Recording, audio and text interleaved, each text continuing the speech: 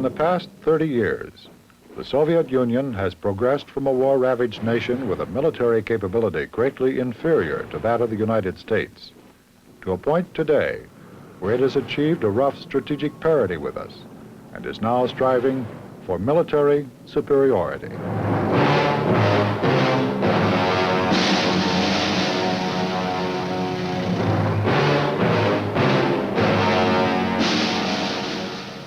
A recent Library of Congress study concludes that the Soviet Union alone among all countries in the world today has sufficient strength to challenge America militarily in many areas of mutual interest overseas and bring power to bear on our homeland. One major factor that has allowed the Soviets to make such rapid strides is their huge investment in military research and development. Today, they are turning out weaponry of a quality generally comparable to that of any other nation in the world. Achievement of world technical superiority is a national goal which has been echoed by every Soviet leader since Lenin. In 1948, Stalin stated that the USSR will achieve technical superiority over the capitalist nations of the world. And this goal has not been abandoned. Each year since 1970, the Soviets have spent more for development of new weapon systems than the United States, and are currently investing approximately 25% more than we are. This investment could allow them to achieve superiority unless we support a dynamic research and development program of our own. In reviewing Soviet intercontinental strike forces, the Library of Congress has noted that over the last 10 years, the Soviet Union has added to its force the equivalent of the entire U.S. ICBM force in numbers of launchers. This amounts to 3 times the nuclear payload. They currently have about 1,600 ICBMs as compared to our 1,054. Their currently deployed force consists primarily of 5 types of ICBMs developed during the 1960s. Their older systems are being replaced with 4 new, more advanced ICBMs developed in the 1970s. 3 have demonstrated multiple independently targeted reentry vehicles, MIRV, which allows their several warheads to be placed on separate targets. 2 of their systems use a launch technique that allows their silos to be reloaded in a relatively short time. One of the missiles is probably being developed as a land mobile system, which, if deployed, will add to their force survivability. Despite this massive investment in force modernization, there are indications from various sources that the Soviets are continuing with the development of even newer and better strategic ballistic missiles. Their medium-range and intermediate-range ballistic missile force, which can now launch about 600 missiles, is also being improved by the development of a new, sophisticated land-mobile IRBM that carries a MIRV payload. In the second element of their strategic triad, submarine-launched ballistic missiles, the Soviets surpassed the United States in the number deployed in 1974, and in mid-1976 have about 800 missile launchers on some 60 nuclear-powered submarines. They do not have MIRV-capable SLBMs. However, their biggest submarine missile can deliver a warhead to a range of 4,200 nautical miles. This allows them to operate at greater distances from our coast and complicates our problem of anti-submarine warfare and missile launch detection. The Soviets have placed less emphasis on manned bombers. They have over 200 long-range bombers in their inventory, or about 1/3 as many as the United States Air Force. This strategic bomber force is made up of the turboprop-powered Bear and the all-jet Bison. Both are configured for air-to-surface missiles or gravity bombs.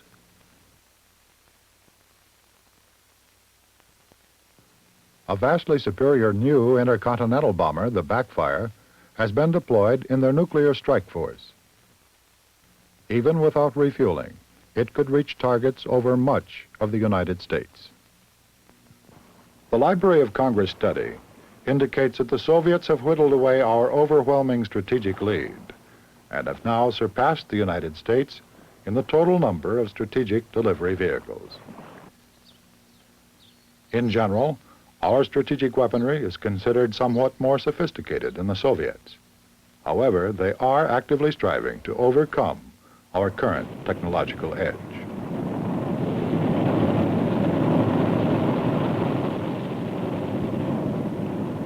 In the area of strategic defense, the Soviets have developed the most extensive and expensive air defense force in the world.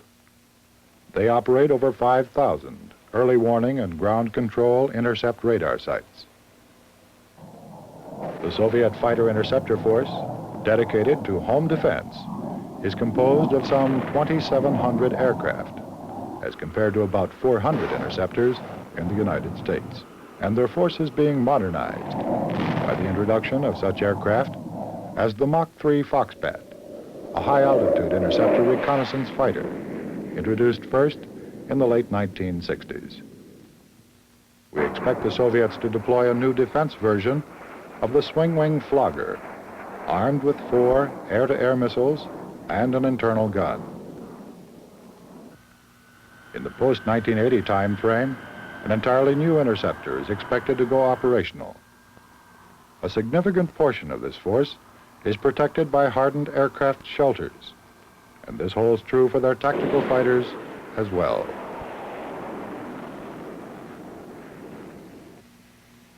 From the standpoint of surface-to-air missiles for home defense, the Soviets have nearly 12,000.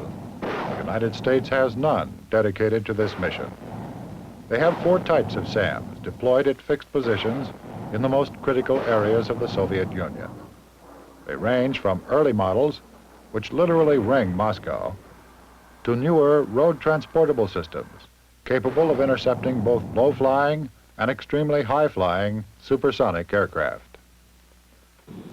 It is readily apparent that the Soviets have developed a massive capability for strategic defense and are actively developing new weapons to ensure continued modernization of this force through future years. Regarding the Soviet general purpose forces, it may be stated that with the sole exception of helicopters, the Soviets have a significant numerical superiority in all major elements of ground, naval, and tactical air forces. And they are continuing to upgrade their capabilities across the board. Their medium tank is comparable to the best U.S. tank, and they recently began production of a new medium tank.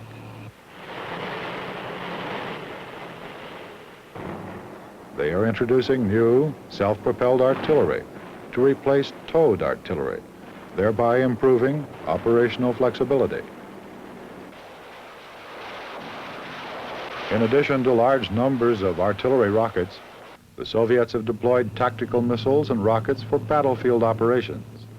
These include surface-to-surface unguided rockets and guided missiles that have a range from 165 to 500 miles. One of the more important trends in force improvement has been the development of 5 mobile surface-to-air systems for defense of ground forces against air attack during fluid battlefield situations. These include the SA-4, designed to intercept medium to high altitude intruders, the mobile SA-6, the SA-8, SA-9, and the shoulder-mounted SA-7 for defense against low-flying aircraft. These mobile surface-to-air missiles are complemented by a 4-barrel 23mm self-propelled anti-aircraft gun. Together, they form a highly mobile air defense system for tactical operations. The Soviets have the world's largest force of combat surface ships, and this force is also being modernized. By 1977, almost half of these ships are expected to be armed with surface-to-air or anti-ship missiles. Some of the anti-ship missiles have ranges of over 200 nautical miles and are very accurate.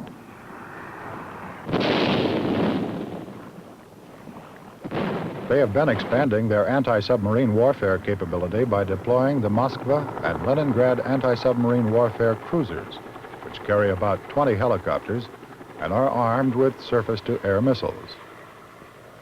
In 1973, the Soviets launched their first aircraft carrier, the Kiev class, which will probably go operational later this year. This carrier is expected to be equipped with a combination of helicopters and new fighters, having a vertical and short takeoff and landing capability.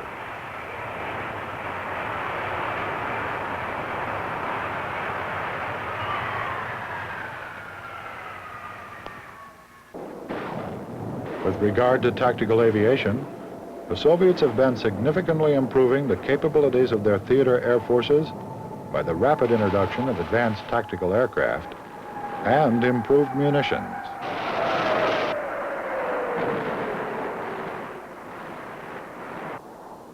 The newer aircraft, specifically the late model fish beds, swing wing fitters, floggers, and fencers, have substantially improved range, payload, avionics, and electronic countermeasure capabilities. These new aircraft already comprise a significant portion of the force, providing improved operational flexibility and efficiency. Naval and Air Force tactical air capabilities are complemented by several hundred Blinder and Badger medium-range bombers, many of which have long-range air-to-surface missiles for use against both land and sea targets. In an all-out nuclear war, any number of these medium bombers could be used on one-way missions against the United States. Utilization of the new Backfire in a theater strike role would also greatly improve Soviet tactical and naval capabilities. The Soviets have a significant airlift capability using the AN-22, which can operate from semi-prepared surfaces and can transport bulky, heavy equipment, such as mobile missiles and tanks. Their new long-range cargo transport, the IL-76, comparable to our C-141, entered the operational inventory in 1974. Complementing these aircraft is the AN-12, which is used for both strategic and tactical airlift. Follow-on replacements for the AN-12 and the AN-22 are expected to go operational in the 1980 to 1981 time period.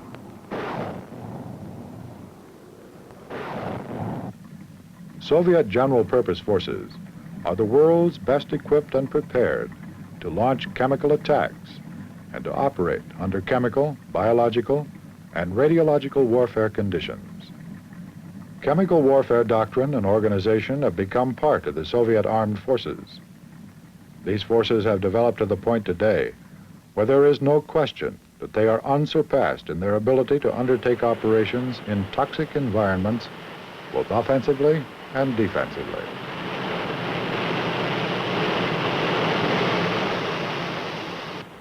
It is difficult to assess the balance of power between the United States and Soviet general-purpose forces due to many divergent factors. Quantitatively, they are far ahead. Qualitatively, we probably have the lead, but even this is not certain. As the Library of Congress report states, only the crucible of combat could confirm the current United States-Soviet qualitative balance in this regard. Their currently deployed forces are the result of research and development efforts of 10 to 15 years ago. The investment they have made in military research and development from the late 1960s to the present will result in more technologically advanced and sophisticated weaponry with which to upgrade their forces during the late 1970s and well into the 80s. This is extremely critical, as the Soviets have continued to improve their already massive research and development base by expanding their aerospace design bureaus, research institutes, and test facilities. They employ about 200,000 more scientists and engineers than we do in the United States, and each year They graduate approximately 5 times more engineers, thus ensuring an even greater capability for the future. The Soviet view of their military R&D capability was expressed to the world by Secretary Brezhnev during the 23rd Communist Party Congress, when he stated, "Our superiority in the latest types of military technology is a fact, comrades, and one can't escape facts."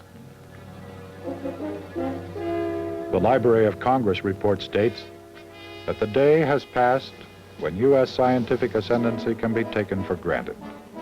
Soviet efforts already equal our own in several respects, surpass us in others, and exhibit strong momentum. This is the Soviet threat.